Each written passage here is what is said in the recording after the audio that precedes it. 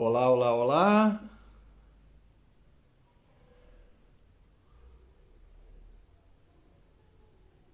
Alô, alô, alô. Estamos começando mais uma live aqui nessa série de lives onde eu recebo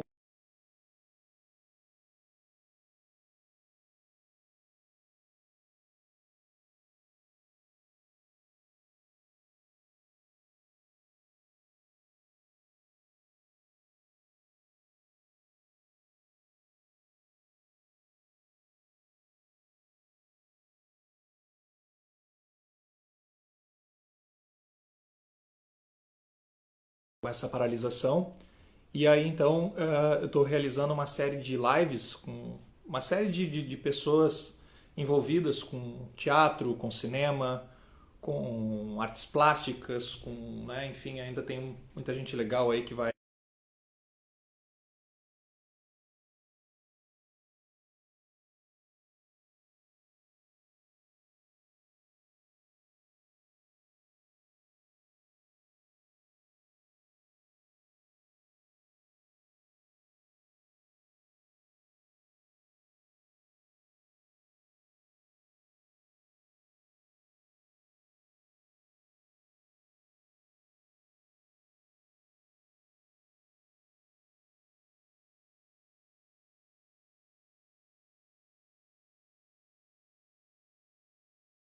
daqui a pouco a um bate-papo onde eu vou conversar sobre escrita e arte com a Loeci Damasio. Loeci, eu já vi que ela entrou aqui, mas eu não estou conseguindo te convidar, Loeci. Você de repente me faz o convite.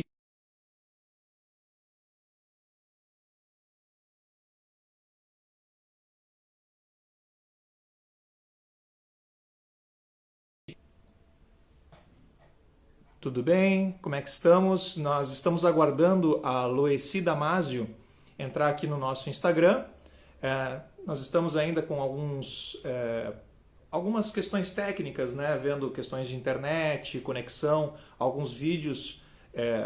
Eu tô, aliás, a maioria dos vídeos, né, que eu estou realizando aqui junto com os meus convidados, eu estou colocando, disponibilizando no YouTube e, consequentemente, acabo divulgando também no Facebook, na minha página.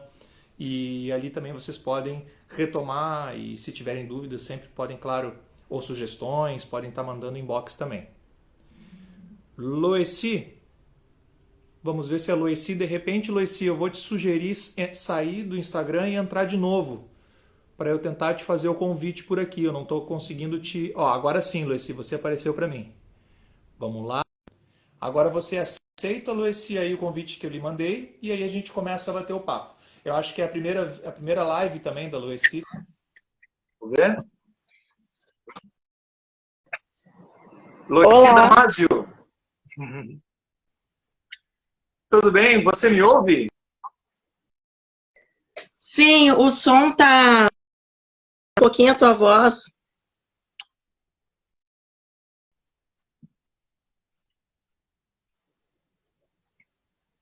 Deixa eu ver aqui se não é algum problema comigo aqui. Deixa eu dar uma olhada. É, eu tô Vamos te ver. vendo e tô te ouvindo. Eu estou te ouvindo, mas não estou te vendo. Ó, o Robson acabou de me dizer, a tua conexão está bem ruim para nós, João. Está travando bastante. A professora Afra entrou. Eu cheguei a... Parece ser algum defeito no aparelho. Vamos tentar... Luici, vai, certo? Eu vou Ok. te mandar de novo, eu vou te mandar de novo o convite. Só um minuto. Vamos ver aqui se eu consigo chamar o Luici novamente. E aí vou tentar reestabelecer com ela. Pois é, Fadas das Velas e Robson já me informaram que a minha conexão está bem ruim. Eu estou do lado aqui do modem. Do lado do modem. Vamos ver se eu consigo já reiniciar. Sempre antes de começar o reinicio, né, o modem, o celular, cheguei a trocar de aparelho para ver se pudesse ser alguma... Se a imagem ficar ruim, Não tem problema, sim, pelo menos depois eu consigo disponibilizar no YouTube, mas pelo menos o áudio, a gente podendo ouvir a contribuição da Loici. Olá? Tudo bem, Luiz? Aê! Agora sim. Tudo bem, Luiz? Oi, estão me vendo e estão me ouvindo. Agora eu estou te vendo e estou te ouvindo. Que prazer estar contigo, Luiz. Obrigado na verdade, por ter aceitado, né, o convite.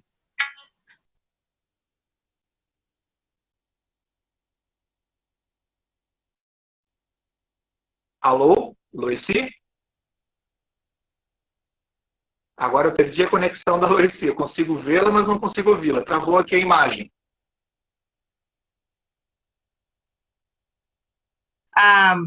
Eu te escuto e te vejo, está cortando bastante para mim. Eu não sei se é internet. Eu acho que é um problema de internet, Luici. Mas que bom. Assim, de qualquer forma, se no ao vivo aqui o pessoal tiver alguma dificuldade, depois eu disponibilizo no YouTube e acabo divulgando aqui no Instagram, Facebook. Então, novamente, queria te agradecer. Né, o convite, né, de estar conosco, de ter aceitado o convite, né, de bater esse papo. E eu queria, Luiz, a primeira pergunta, né, como eu sempre faço assim para os meus convidados, a primeira pontapé inicial assim do nosso bate-papo é perguntar como é que tu tá lidando com o coronavírus, né? O que tu tava, como é que você estava trabalhando nas suas atividades e aí, de repente chega esse corona e nos impacta, né? Nos impossibilita de dar seguimentos nas nossas atividades, né? Então eu queria saber um pouquinho como é que você está lidando com isso tudo. Assim, para mim foi bem interessante até essa transição. Eu pensei que seria um pouco complicado e até que foi mais simples do que eu imaginava. Porque, assim, eu tenho essa oficina desde 2017, né? E eu só dava... Isso, e eu só dava aulas presenciais. Eu gosto muito de dar aulas presenciais, assim. E o que aconteceu? No ano passado, né, eu tive um conhecido lá da Angola e uma amiga que foi para a Alemanha e os dois tinham interesses em fazer oficina. Então, desde o ano passado, eu já tinha um projeto de dar aulas online, da escrita criativa também, além das presenciais. Né? Uhum.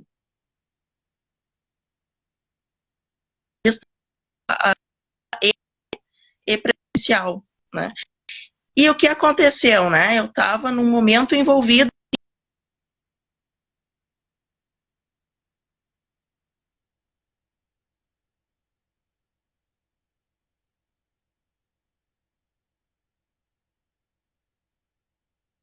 Alô? Alô? Loeci? Alô? Não consigo te ouvir agora, Loeci. Estava te ouvindo bem até agora. Agora sim, voltamos. Então, eu ainda não tinha feito essa transição. Eu estava no momento de eventos, eu estava convidando atores, artistas, diretores, principalmente da área do teatro. E estava sendo muito legal, assim, o pessoal aderiu bastante. Inclusive, teve também um evento com uma cantora e compositora, muito amiga minha, Priscila Meira, foi muito legal. Então, assim, era um momento de encontros, né? A oficina tinha que ser realmente presencial. E aí aconteceu isso, né? E o que aconteceu? Então, nós passamos para o online.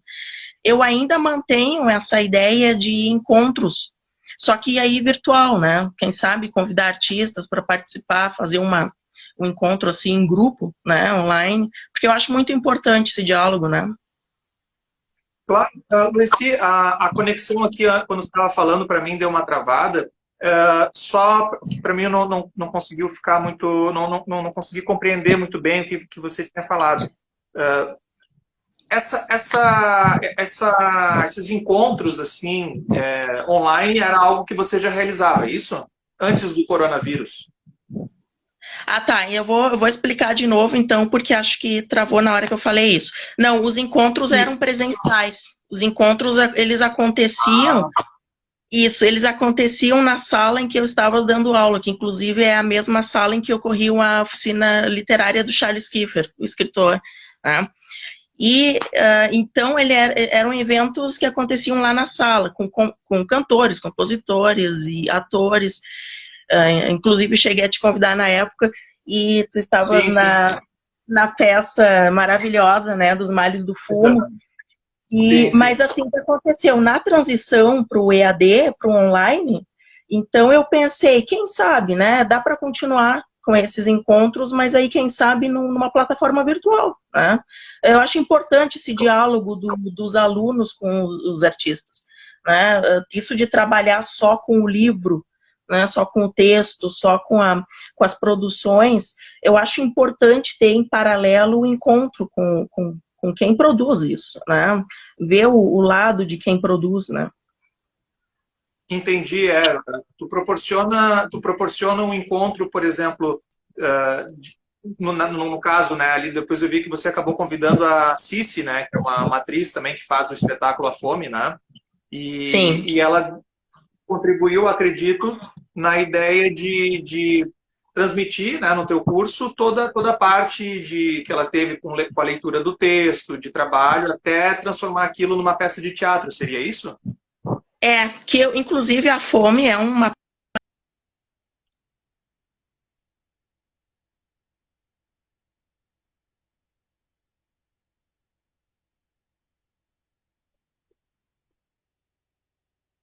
Opa, travou para mim aqui de novo, Luici.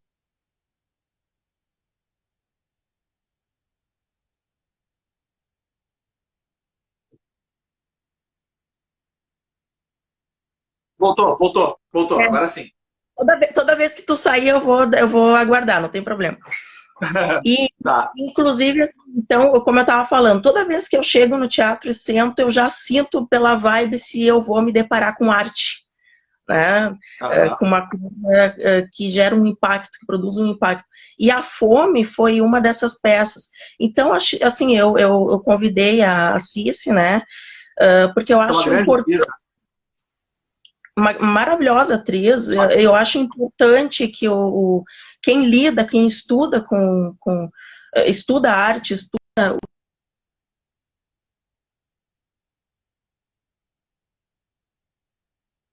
Poxa vida.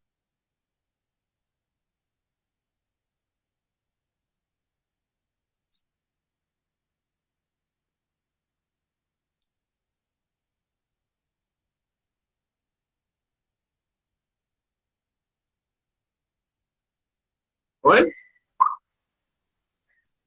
Oi, Dom. Agora voltou. Voltou. Eu tinha tentado virar a câmera para ver se pudesse ser alguma. Agora a gente Assim, colocou ali a. eu acho que não é a minha internet, viu? Porque eu fiz uns testes aqui e não teve problema. Eu também. Eu testei aqui também, eu reiniciei e acabou que, enfim, vamos tentando. Eu ia te pedir, sabe o que, Solo? Eu não sei se tu tem como colocar o teu celular ele encostado em Claro, algum sim. suporte para deixar ele fixo, né? Para ele não ficar balançando. Só ver se eu consigo. O Robson falou: alguém aí não está pegando a internet. Aqui eu moro bem aqui no centro, né, de Porto Alegre. A internet, aqui, por incrível que pareça, nessa região aqui que eu moro, é bem ruim, assim. Eu também, E o sinal cai bastante, sim. Não sei como é que é, é. minha filha, volta! Tem um pessoal prestigiando. Maravilha. Então vamos aproveitar essa pausa que a gente já retornou dessa queda de conexão. Nós temos aqui, ó, se tu reconhecer alguém, pode mencionar, ó, as Fadas das Velas, lá, a Dom Xande, o Henrique Ferrari, um amigão. Deixa eu ver aqui também. O pessoal, Carolina, amigos, né, que estão aqui conosco e que podem contribuir também, né, mandando algumas sugestões, dúvidas, podem estar junto conosco falando e participando junto do nosso.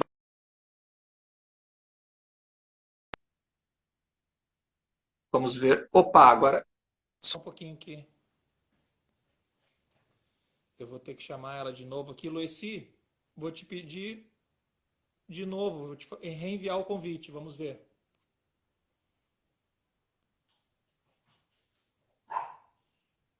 Ó, meu cachorrinho deu até um oi. Vamos ver aqui se eu consigo mandar para ela o convite novamente. Vamos ver aqui.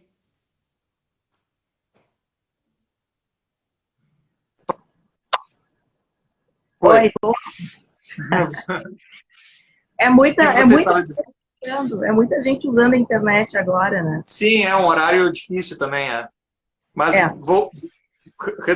vamos retomar então. Como é que você estava comentando sobre a fome, né? Sobre a CIS, o trabalho que acho importante incluir o trabalho da atriz junto como é que se diz, com a prática da literatura, né? uhum, sim. Porque na minha oficina, assim, nós trabalhamos de uma maneira pouco convencional até. Eu tenho uma metodologia que ela foi construída desde a minha época de oficina, quando eu participei da oficina do Charles Clifford, uma oficina maravilhosa. Na época, imagino assim, a melhor oficina talvez do Brasil. E, e tinha uma metodologia de aprofundamento da leitura muito interessante, né? Aquela coisa de retirada das camadas superficiais e ir se aprofundando no texto. Isso é uma coisa que para mim foi uma novidade, né? Porque eu não tinha esse tipo de leitura, mas eu não tinha a metodologia de ensino. E isso foi uma coisa que eu apliquei. Então eu faço isso, né, com os alunos e acaba tendo como um adicional esse contato, porque isso amadurece, né? Tira a pessoa daquela situação e condição de ter umas ideias um pouco até românticas sobre o processo criativo, né? Claro. Então, e sem contar que é um espaço para o artista, né? Que eu acho Sim. fundamental também o artista ter essa voz, né? Poder falar com as pessoas, poder explicar o seu ponto de vista, como é que ele lida com esse trabalho. Então, eu tento reunir um pouco de tudo, assim, né? São artistas, professores, discípulos, né? Porque eu noto que há uma dificuldade, né, assim, por parte de alguns artistas, e aí eu posso falar, assim, tanto pelo pessoal, acho que do teatro, como até das artes plásticas, assim, é porque está muito associado, às vezes, essa questão de falar do seu trabalho como algo que vai limitar ou definir, quanto que não. Há uma dificuldade de explicar, né, do que se trata o teu trabalho. Aí o artista ele fica tentando buscar palavras e não consegue, às vezes, dizer assim mais ou menos do que se trata, do que se quais foram as referências e acaba que não que há uma dificuldade, né? Uma dificuldade. Acho que até que quando nós conversamos sobre os males do fumo, eu tive essa dificuldade, né? De dizer sobre o que se tratava, mas a linguagem que eu utilizei, que era uma linguagem não realista, né?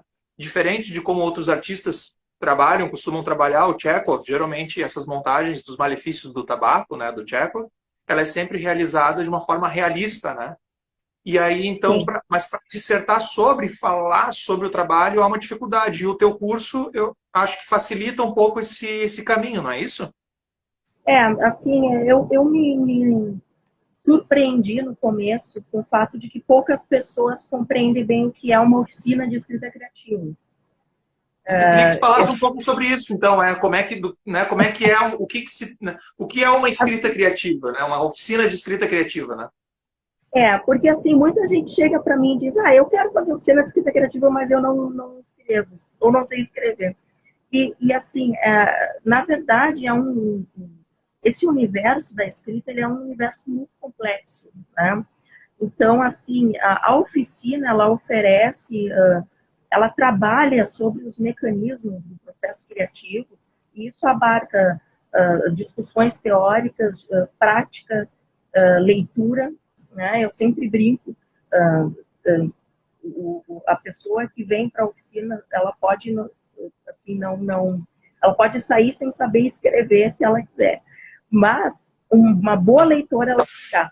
Com certeza uma boa leitora ela será. Porque a gente trabalha muito essa questão de leitura de mundo também. Né? A arte, ela é muito complexa, ela é muito profunda. Então, assim, as pessoas se espantam quando elas entram na oficina de escrita criativa e veem que a gente está estudando, discutindo cinema, música, televisão, literatura. Então, eu não trabalho só com literatura. Né? Para mim, assim, eu junto tudo dentro de um pacote e nós vamos analisando e desvendando, então, como cada meio, né, desenvolve o seu trabalho, questões sociais, questões políticas, questões literárias, questões artísticas, enfim, nós temos um trabalho muito amplo. Inclusive, assim, eu sempre dou um tempo mínimo de 1 ano, porque eu tenho uma divisão de módulos básicos na oficina da pessoa e amadurecendo. Mas, geralmente, o pessoal fica. Eu tenho alunos que estão comigo desde 2017, né? Justamente porque depois que já tem um amadurecimento sobre isso tudo, fica mais interessante. Né? Eu acho que tem também uma preocupação, quando a gente fala sobre discussão do processo criativo, há uma preocupação de se limitar ou de se definir. E, na verdade, não acontece nada disso. Acontece, na verdade, uma expansão do conhecimento e inclusive, eu acho até mais prazeroso prestigiar uma peça de teatro, um filme, uma novela, ler um bom livro, tendo, né, essa competência de um bom leitor. Então, assim, a gente discute o que é ter um bom leitor, né, que é algo muito complicado também de se definir, né, principalmente no campo artístico. Claro. Não tem só aquele nível discursivo, mas ele também tem aquela questão do subjetivo, né, uma experiência pessoal e subjetiva. Então, assim, como lidar com isso, né, que é algo que trabalha mais o subjetivo, mas a gente trabalha também por um lado objetivo e até um pouco científico, né? Então, a oficina ela é muito ampla, ela é muito complexa. Então, assim, a pessoa pode fazer oficina escrevendo, não escrevendo, gostando de ler, não gostando de ler. Inclusive, eu tenho muitos alunos traumatizados com o modo como a literatura foi trabalhada na escola. Isso é muito engraçado. Claro, porque ela é muito... eu digo por mim também, quando eu fui, por exemplo, Machado de Assis, eu descobri, assim, do pior modo, eu acho, que é um modo, assim, positivo, que é um modo que tu, né, assim, Machado de Assis, Zé de Alencar, os grandes clássicos da nossa literatura, né, eles são cobrados de uma maneira que a criança, o adolescente fica inibido, né, e depois, claro, que eu acabei indo descobrir, né, assim, de uma forma mais agradável, né. Lueci, olha só, eu tenho aqui o Robson fez uma pergunta, eu acho, a pergunta para ambos. Na minha pesquisa durante a especialização em psicanálise, eu trouxe elementos do cinema. Quero saber de vocês o quanto de si atores consideram que migra para o papel e vice-versa. Pode começar, depois eu. Assim, eu não vou responder como atriz, porque eu não sou atriz, né? Eu vou falar assim do ponto de vista, então, como escritora e professora de literatura. É interessante essa pergunta porque eu estou agora já há 1 ano e meio estudando psicanálise para a psicanálise voltada para o meio literário, porque tem dentro da teoria da literatura muitos estudos assim da psicanálise que se complementa, né? Assim, leituras psicanalíticas de obras, de filmes e livros, etc. Então, eu assim, me aprofundei bastante nesse assunto. Pretendo, inclusive, já quero adiantar aqui para não esquecer, pretendo, inclusive, no ano que vem, promover alguns debates e propor algumas leituras psicanalíticas de algumas obras muito interessantes. Inclusive, no ano passado, eu propus a leitura, por exemplo, de Grey Gardens, pelo ponto de vista da psicanálise, né? Mas, assim, eu já fiz essa pergunta para alguns atores, amigos meus, né? E eu sei que, assim, muitas das respostas que eu já ouvi, que eu acho muito interessante, né? Alguns atores preferem manter um distanciamento psicológico do É personagem, isso que eu ia dizer né? agora. E outros preferem, não, assim, se isolar e viver o personagem completamente, quase como se não É, tivesse uma vida. Eu claro. acho que são os caminhos, né, válidos, assim, mas eu percebo que pode haver talvez uma diferença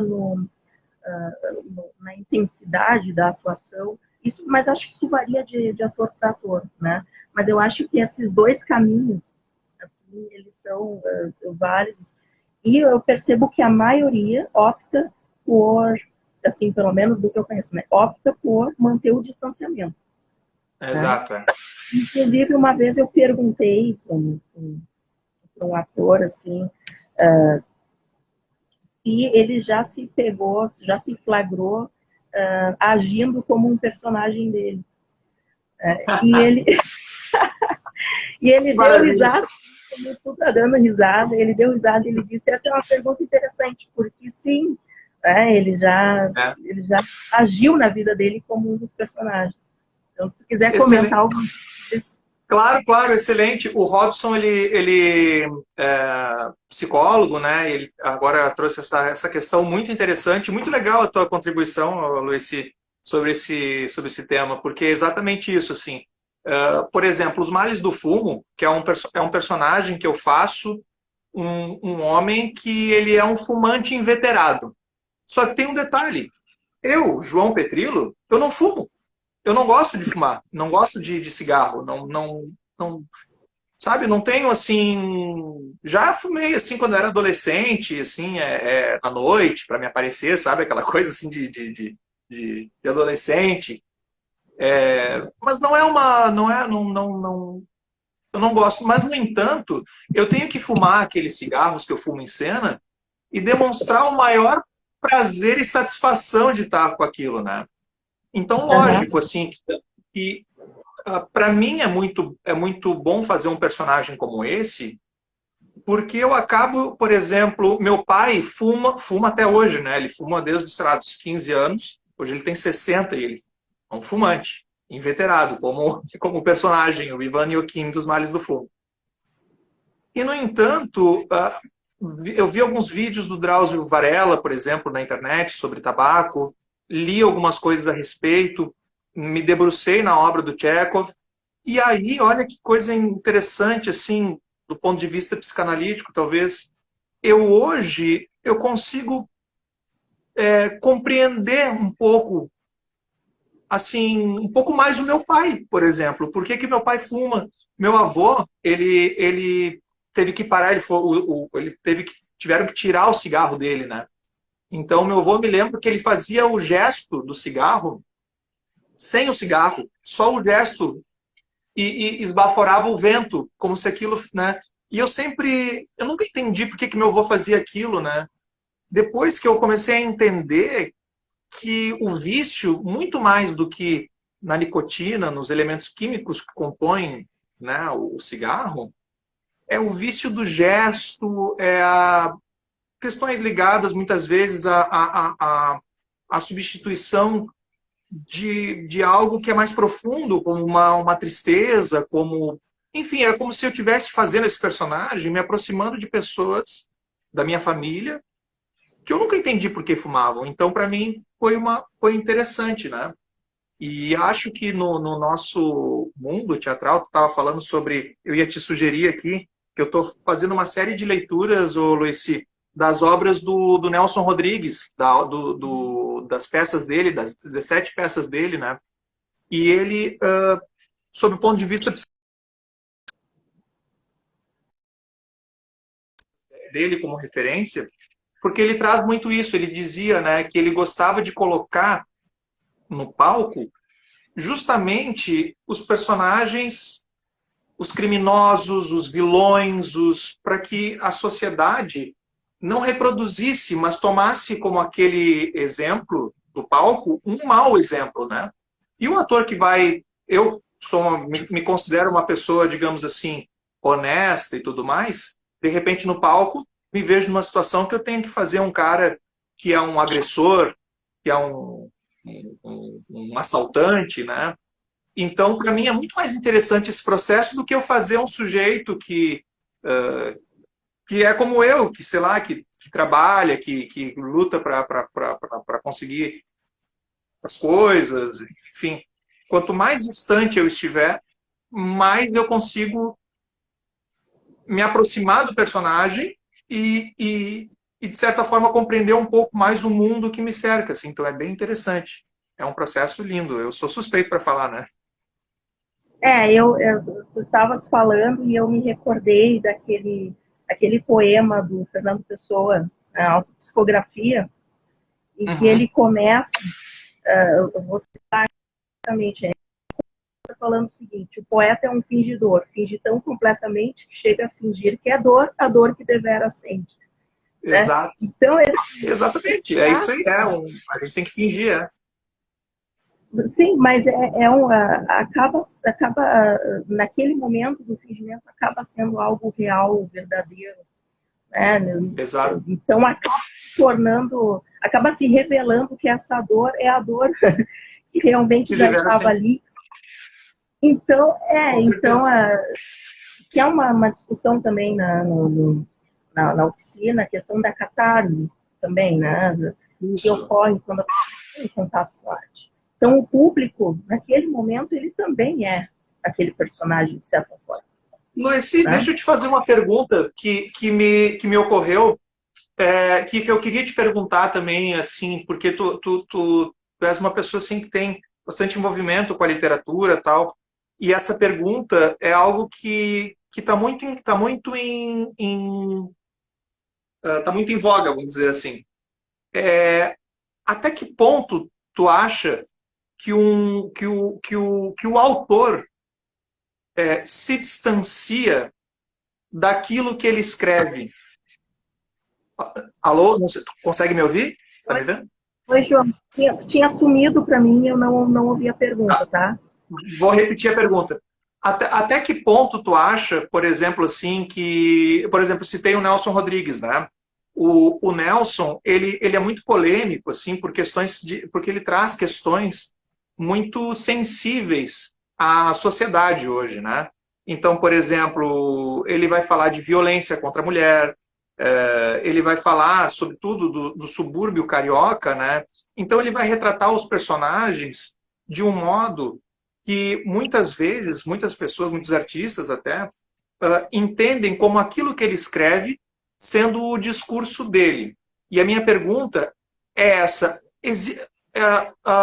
como lidar com essa distinção do que o autor escreve e do que o autor pensa? Se tu achas, por exemplo, que é possível essa divisão, ou não é possível essa divisão?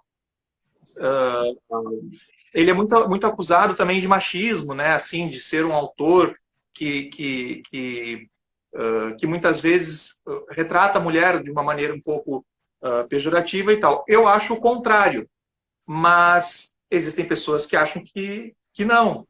Enfim, onde essa linha tênue separa esses dois mundos, do autor e sua obra, né? Essa é uma maravilhosa pergunta. Inclusive, esse é um debate muito antigo, né? Eu percebo que alguns movimentos políticos, eles afetaram de maneira positiva, enfim, não vou dar uma polaridade para isso, porque acho que tudo sempre evolui, né? Mas alguns movimentos afetaram assim, significativamente o modo como nós discutimos e vemos assim, o meio artístico. Por exemplo, né? Até uns anos atrás, antes de ter, por exemplo, essa série de acusações de assédio sexual, por exemplo, muitos atores, diretores, enfim, eles se agarravam naquela coisa de, mas eu sou um grande diretor, né? Eu sou intocável, eu sou um grande ator. Sim. Porque as pessoas, elas misturavam muito, né? Na sua maioria, assim, o personagem com o ator, o filme com aquele diretor, quer dizer, aquela história, por exemplo, quando teve o processo em relação ao Woody Allen, né? E tantos outros grandes. Claro. Né? O Lars von Trier.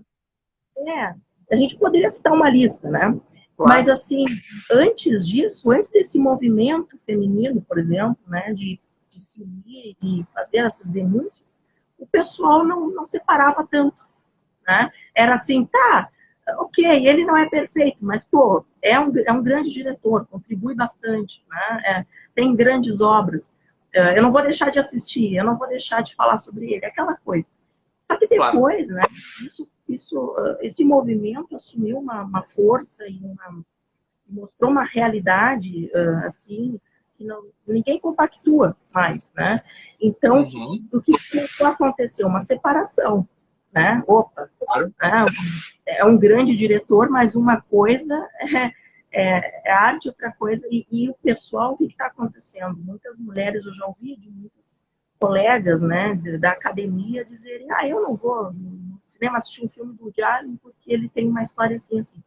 Então, eu percebo, né, que aquele nível de mistura assim, que se fazia entre artista e outras coisas não acontece mais tanto. Ainda acontece, claro, mas talvez não assim, geral, né?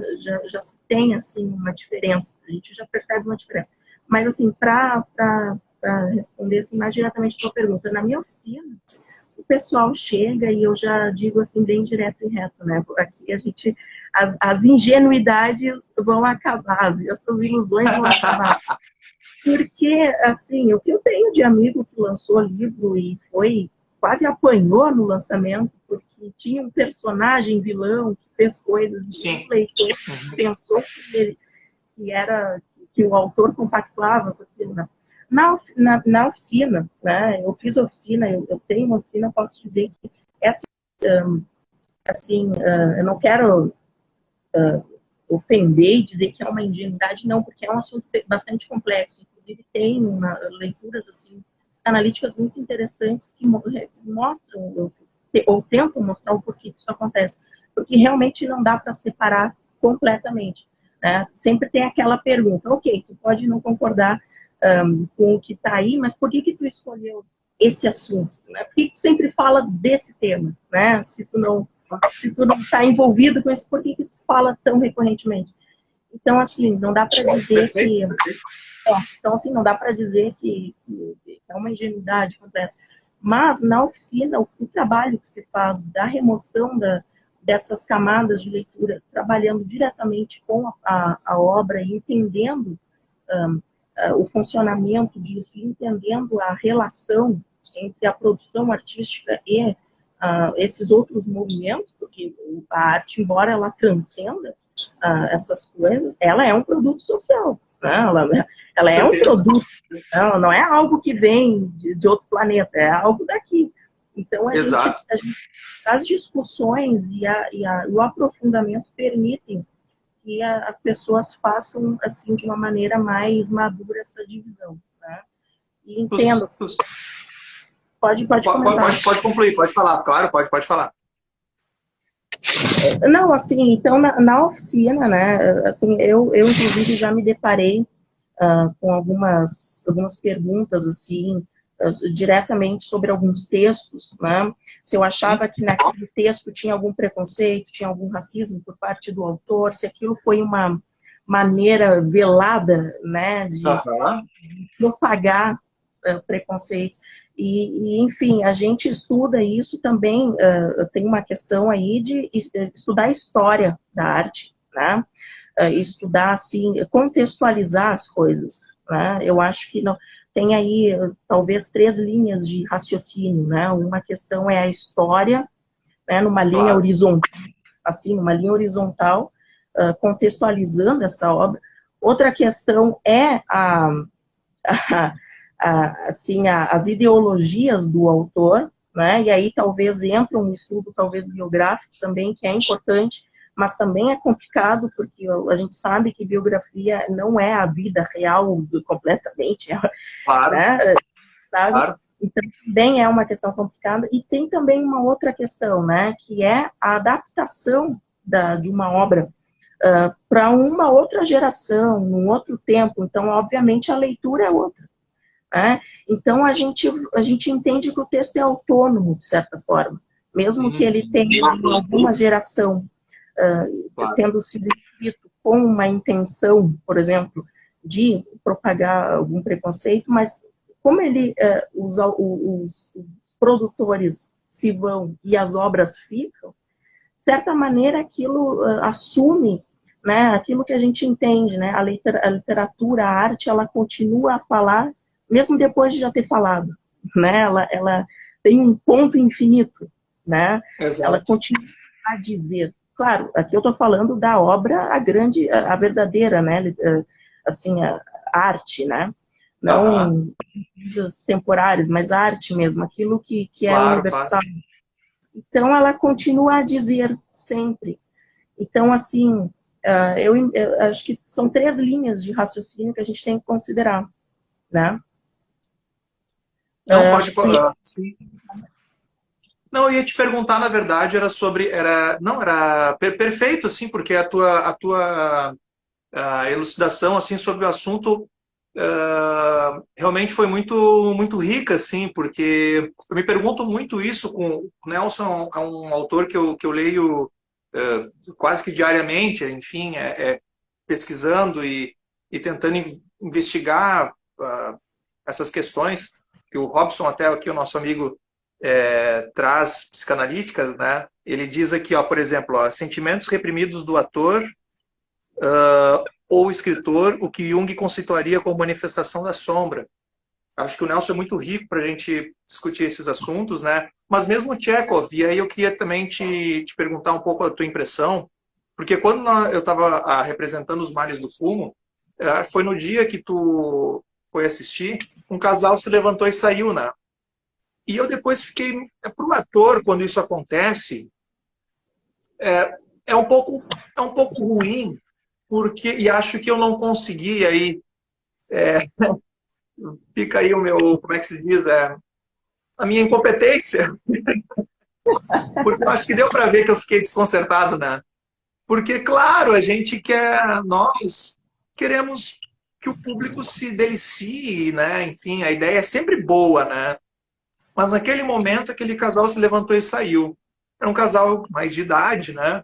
E eu acho que eles ficaram um pouco assustados, talvez, com a forma como aquele personagem estava abordando aqueles assuntos, que nem eram assuntos tão polêmicos, né? Mas aí o meu orientador cênico e iluminador, né, o Eduardo Kramer, ele disse, João, pode ser que eles tenham ficado assustados com a tua roupa, por exemplo, porque eu estava o meu figurino é uma cerola. E por mais que nós entendamos que uma cerola não tem nada de obsceno, para aquele casal, de repente, uma cerola poderia ser algo obsceno, né? E aí eu queria aproveitar e te perguntar, por que tu acha que eles foram embora? assim, João, né? Quando eu vi eles indo embora, na verdade, assim, eu fiquei também me perguntando, né, na hora, assim, mas eu estava tão envolvida com a peça que, sinceramente, no momento eu esqueci isso e deixei para pensar depois. Mas eu fiz uma reflexão, tá, e que eu acho que talvez por eu ter uma oficina e já, enfim, Experiência? quando eu vou no cinema, inclusive eu vejo alguém saindo, eu também me pergunto, né? Será que aquele filme está chocando? O que está acontecendo? Mas, assim, isso que tu está colocando, né, é importante, porque a arte, né, ela não tem, assim, uma obrigação moral, digamos assim. Ela não está, assim, ela não é limitada Uma por redoma?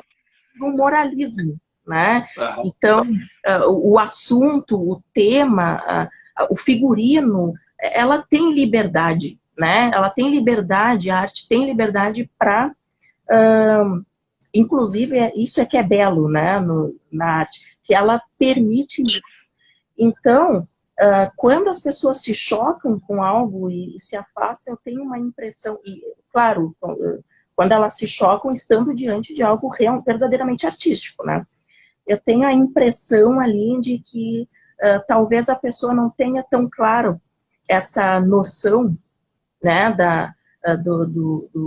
de que a arte não tem, assim, esse De que papel. a arte é para confrontar mesmo, né? Porque ela justamente ela provoca, né? Ela gera provocações sociais muito intensas. Então, assim, a gente tem que ir para uma peça aberto, né? Aberto ao que ela vai oferecer, justamente porque Exatamente. ela está ali para provocar, né? Claro, provocar de maneira assim, que eu digo, não polêmica, provocar de uma maneira inteligente, né? E uma peça do Chekhov é uma peça dificílima de adaptar, do meu ponto de vista. Eu achei que foi um trabalho extraordinário teu e do Renato Del Campão, né? Que é um baita de... Sim. Porque essa é um monólogo muito difícil, né? Chekhov é difícil. É um monólogo de 8 páginas. A leitura é em 10 minutos, né? E a gente levou para 1 hora. E aquele tom que o Chekhov tem, principalmente nessa peça, né? Aquele tom, assim, meio cínico, meio, assim, que ele está falando sério e, ao mesmo tempo, parece que está zombando da coisa. Do que ele... Isso tudo foi muito bem, veio à superfície, né? A gente conseguiu ter um contato com uma coisa que estava implícita no texto.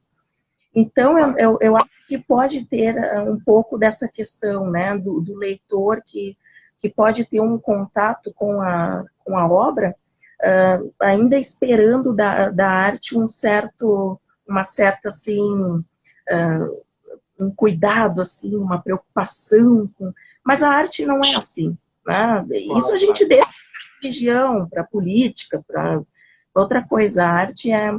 Então, foi mais ou menos nessa linha que o meu raciocínio seguiu. Perfeito. Vamos ver aqui, nós temos umas contribuições também. Ó. A Laura Sabas acabou de entrar. A Robson disse, ó, eles saíram porque não tinham QI suficiente. Ah, Robson é meu amigo, por isso que ele está dizendo isso. Oi. Eu queria aproveitar aqui para responder aqui para o Dom Xande, claro. Pode ser? Pode, claro, assim, perfeito, pode.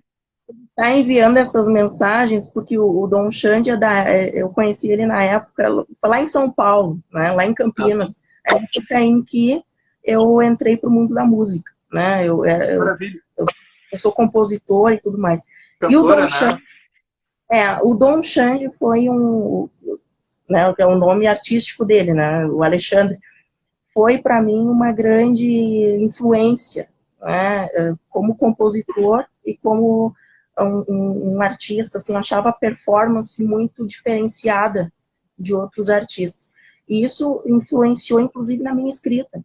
Né? Depois eu publiquei alguns textos, assim, que tinham umas características que vieram desse tempo da composição musical. Então, eu estudei um pouco as letras do Dom Xande na época, e me chamou a atenção, assim, era uma métrica que tinha características próprias, ou seja, aquilo que nos encanta quando a gente encontra algo novo, né? Quando a gente se depara com algo que contribui, assim, te dá uma sensação de novidade, que é uma coisa que o Poe fala, né? O Edgar Allan Poe sempre considerava que o texto tem que ter gerar no leitor uma sensação de novidade, para ele sentir, para ele ter uma nova percepção das coisas. Então, o Alexandre tinha esse talento, assim. Então, eu fui muito influenciada por isso. E isso depois, quando eu fiz letras e o tecnólogo na PUC, de escrita criativa, e depois na minha metodologia, isso também está muito marcado, assim. Eu percebo que tem ali enfim, são as minhas referências, né? Isso, aproveitar para te perguntar, Luiz, um pouco da tua formação, então, né? Se tu pudesse dar um panorama, assim, tu te formou em letras, então, né? E também um pouco do teu envolvimento com música, né? Com essa parte que tu agora acabou de citar, né? Com o Dom Alexandre, que é uma referência para ti. um pouquinho da tua trajetória, assim, de formação, né? Sim, quando eu tinha uns 13, 14 anos, eu me envolvi muito com literatura e com a música. Tá? O primeiro escritor que me influenciou foi o Sidney Sheldon, nunca vou esquecer. Eu li, acho que todas as obras, eu ia na biblioteca pública e lia Sidney Sheldon, acho que mês tinha um livro do Sidney Sheldon. E depois, na mesma época, a Agatha Christie. Né? Então, com 16 anos, quando eu escrevi meu primeiro livro, eu tenho um manuscrito até hoje, assim, de lembrança, eu encontro, assim, influências muito visíveis, né, da escrita do Sheldon e da Agatha Christie. Então, eles me influenciaram de tal forma que eu nunca parei de escrever.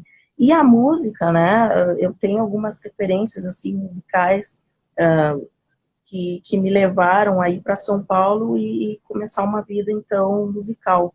Lá encontrei artistas que me fizeram entender que a gente acaba, a gente aprende a admirar os artistas com quem a gente trabalha, né? E não artistas assim, Sim, exato. Falo muito isso em relação aos meus colegas também, sim. Sim.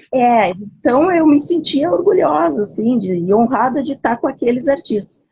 Então, ali eu passei uns 2, 3 anos trabalhando com música. Eu tinha uma banda chamada Rimaquiagem, uma amiga minha, a Juliana, que tinha o nome artístico de Afro. E aquilo foi muito importante para o meu amadurecimento, para entender que a arte também é um movimento social, principalmente porque era dentro do hip hop. Né? Então, era importante essa visão política e social e a influência e a importância da arte como um porta-voz, né? Ser um porta-voz de um grupo de pessoas, assim. Então, aquilo foi, assim, pode-se dizer que muito da minha metodologia e da minha escrita nasceu naquele momento, né? Aquele ali foi o nascimento de boa parte do que eu tenho hoje. Depois eu fui para letras, lá eu encontrei alguns professores que foram me levaram para pesquisa científica, né? Foi muito importante para mim o Paulo Ricardo Kralik, o Barberena e o Charles Kiva, né? Ali eu desenvolvi a minha leitura. E depois o Charles deu para mim, ofereceu para mim uma bolsa para a oficina de escrita criativa, de literatura dele. Na época tinha 2.000 pessoas esperando para uma vaga e eu acabei entrando porque ele teve contato com o meu texto, né, através de um concurso da própria cadeira. Então ali eu aprendi esse método de ensinar para as pessoas como ler um filme, como ler um livro, como ler música. Assim, é surpreendente que as pessoas achem que qualquer coisa que se pense de uma música, de um filme, está valendo, mas não. Uma leitura crítica não é tão simples, né? É preciso perceber detalhes, né? E outra coisa, foi dali também que surgiu essa noção do plano de fundo, né? Aquela questão do que está na superfície e do que está no fundo, a história 1, a história 2, que a maioria das pessoas, quando chegam numa oficina, não sabem que existe isso. Ou seja, o que elas estão vendo, né? O que elas estão lendo, se elas não chegam lá, a obra não comunicou. Então, se a obra não comunicou, né, enfim, ela não teve um real contato com aquilo. Então, esse trabalho, que eu acho fundamental, que eu acho muito importante, que eu acho que é o que contribui, realmente, é o que eu faço na escrita criativa. E isso vai desde desde a literatura, para o cinema, para o teatro, para a televisão, para a música. Inclusive, eu faço muita análise de MPB, assim... Maravilha! Que é poesia pura, né? Claro. Mas a gente discute tudo, inclusive a questão do preconceito musical também, né? Cada gênero aí cumpre o seu papel cultural E a gente não fica só no Chico Buarque, a gente vai desde um Chico Buarque de uma Maria Bethânia até entender o fenômeno da Marília Mendonça, por exemplo, que é um Com fenômeno. certeza. Né? E que é um fenômeno e que é absolutamente uma manifestação nossa, brasileira, né? Genuína, que a gente, independente de gostos, a gente pode consumir ou não, mas faz parte da nossa cultura também, né? Então, assim, na minha oficina a gente trabalha tudo. Tudo, não tem, assim, nenhum... Claro, eu tenho um cânone, assim, o meu pessoal, né? Tem contistas que eu acho maravilhoso. Eu vou citar aqui o Raymond Carver, o Hemingway, o próprio Charles Kipling. Inclusive, queria indicar para vocês esse livro aqui, para quem quer escrever, para ser escritor. Assim, o melhor livro sobre isso que eu já vi. Marcos Plínio é o meu... o Marcos Plínio, Navalha na Carne é a minha peça favorita, minha peça brasileira.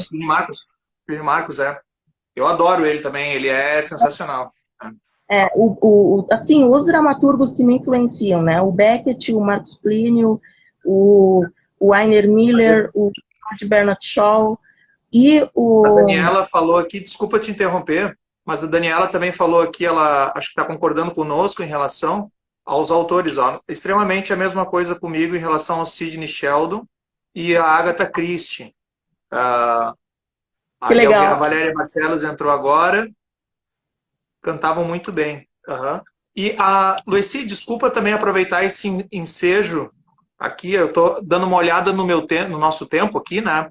Nós temos 3 minutos. Então, se tu quiser já assim, ir concluindo, né, e finalizando a tua fala, e aí pra gente, ontem eu conversei com um amigo e a gente desligou o vídeo, a gente estava no meio da fala e saiu, assim. Então, para que isso não aconteça, eu só vou indicar, então, para o pessoal que quiser conhecer um pouco o trabalho da oficina, tá? Que entre no meu site, loecidamazio.wixsite.com/escrita criativa. Tem o blog também, que é escrita criativa, rosadamazio.blogspot.com. Tem na revista Subversa e na Ruído Manifesto, tem algumas obras minhas, que eu publiquei desde 2017 para cá. E eu também queria contar uma novidade, né? Como eu percebo que tem essa dificuldade de encontrar boas críticas cinematográficas acessíveis para todo mundo, assim, eu criei agora um podcast da oficina que vai fazer uma análise e publicar uma série de críticas de cinema. Tá? Então, assim, de filmes e livros e música, o pessoal vai poder encontrar. É lá no soundcloud.com/Rosa Damasio.